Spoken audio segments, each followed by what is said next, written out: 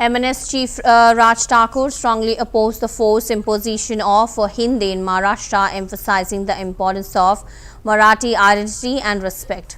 He also warned that action would be taken if Hindi were imposed in the state, criticized the unequal language policies practiced across different states and urged political parties to unite in protecting the rights of the Marathi language.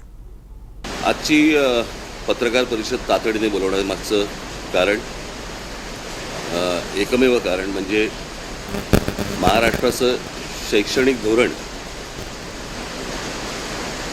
मी आधीच सांगून ठेवतो की मी या विषयाच्या पलीकडे दुसरा कोणताही विषय बोलणार नाही आहे, कारण हा अत्यंत महत्त्वाचा विषय आहे आणि त्याच्या पलीकडे आत्ता दुसरा कुठचाही विषय मला बोलायचा नाही आहे. मी जे बोलणार आहे थोडंसं सविस्तर बोलणार आहे.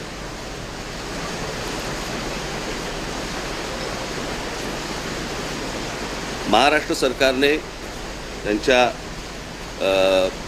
शैक्षणिक धोरणामध्ये असा निर्णय घेतलेला आहे की पहिलीपासून हिंदी सक्तीची करण्याचा. मी माझी 2 पत्र आत्तापर्यंत पहिल्यांदा ज्यावेळेला हे अशा प्रकारची गोष्ट आली त्यावेळेला मी पहिलं माझं पत्र जे काढलं होतं एक उजळणी म्हणून मी परत एकदा ते पत्र जरा आपल्यासमोर मी वाचून दाखवतो.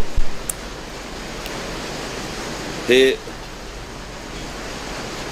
17 तारखेचं पत्र आहे, 17/4.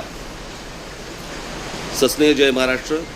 राज्य शालेय अभ्यासक्रम आराखडा 2024 नुसार महाराष्ट्रात पहिलीपासून हिंदी ही भाषा अनिवार्य करण्यात येणार असल्याचे मी वाचले. आज मी स्वच्छ शब्दात सांगतो की ही सक्ती महाराष्ट्र नवनिर्माण सेना खपवून घेणार नाही.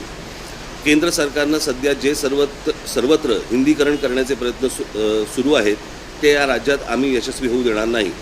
हिंदी ही काही राष्ट्रभाषा नाही, ती एका देशातील इतर भाषांसारखीच राज्यभाषा आहे. ती महाराष्ट्रात म्हणून पहिलीपासून शिकायची. तुमचं त्रिभाषेचं सूत्र जे काही आहे ते सरकारी व्यवहारापुरता मर्यादित ठेवा, त्याला शिक्षणापर्यंत आणू नका. या देशात भाषावर प्रांतरचना झाली आणि ती इतकी वर्ष